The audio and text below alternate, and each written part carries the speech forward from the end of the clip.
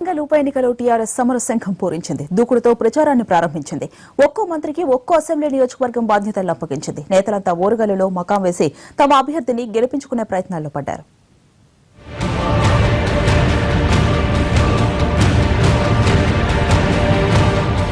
Warangal seat తమ sitting స్థానమే అయినా గెలుపుపై గట్టి నమ్మకం ఉన్నా టీఆర్ఎస్ ఏమాత్రం ఆతమర్చి వ్యవహరించడం లేదు. ఈ స్థానాన్ని ఎట్టి పరిస్థితుల్లో గెలుచుకోవాలని మెజార్టీ కూడా గతంలో కంటే తగ్గకూడదన్న పట్టుదలతో పావులు కదుపుతోంది.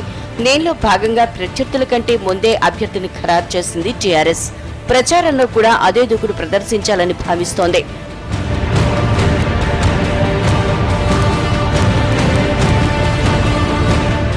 వరంగల్ లోక్సభ నియోజకవర్గం పరిధిలో గల అసెంబ్లీ సెగ్మెంట్లలో నేతలు కార్యకర్తలతో విస్తృత స్థాయి సమావేశాలు నిర్వహించింది టీఆర్ఎస్. వరంగల్ పశ్చిమ నియోజకవర్గంలో మంత్రి కేటీఆర్ సమావేశం నిర్వహించగా భూపాలపల్లిలో మంత్రి పోచారం శ్రీనివాస్ రెడ్డి, పాలకుర్తిలో డిప్యూటీ సీఎం కడియం, మంత్రి జగదీశ్వర్ రెడ్డి, వర్ధనపేటలో మంత్రి జోగు రామన్న, పరకాలలో ఆర్థిక మంత్రి ఈటెల, కరీంనగర్ ఎంపీ వినోద్ నేతృత్వంలో విస్తృత స్థాయి సమావేశాలు జరిగాయి. టీఆర్ఎస్ సర్కార్ ప్రవేశపెట్టిన సంక్షేమ పథకాలని జనంలోకి తీసుకెళ్లాలని ఈ సందర్భంగా కార్యకర్తలకు దిశానిర్దేశం చేశారు మంత్రులు. పనిలో పనిగా ప్రతిపక్షాల విమర్శల్ని తిప్పికొట్టే ప్రయత్నం చేశారు.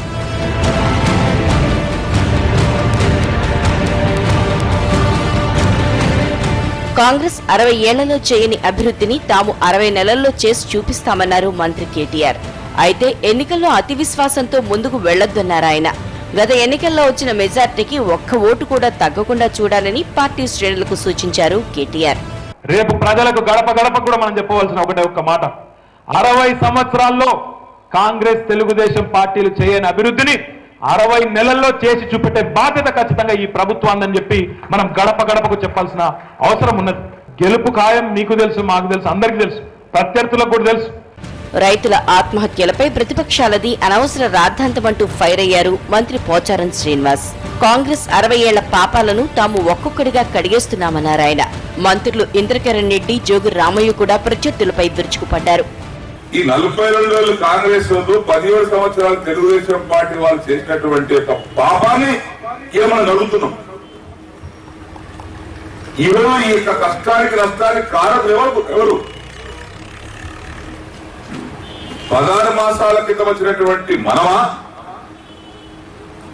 50 సంవత్సరాలు పరిపాలించినటువంటి మీరా? మీరు చేసిన పాపమే ఈయన ప్రజలకు శాపమైంది. ప్రతిపక్షాల విమర్శల్ని తిప్పికొట్టే ప్రయత్నం చేశారు టీఆర్ఎస్ నేతలు. టీపీసీసీ అధ్యక్షుడు ఉత్తమ్ కుమార్ రెడ్డిపై విరుచుకుపడ్డారు మంత్రి ఈటెల. ఇటు స్టేషన్ ఘన్పూర్ నియోజకవర్గ స్థాయి సమావేశంలో టీఆర్ఎస్ కార్యకర్తల మధ్య వాగ్వాదం జరిగింది. మంత్రి కడియం శ్రీహరికి వ్యతిరేకంగా మాజీ మంత్రి రాజయ్య అనుచరులు నినాదాలు చేశారు. దీంతో ఇరుపక్షాల మధ్య ఘర్షణ వాతావరణం నెలకొంది.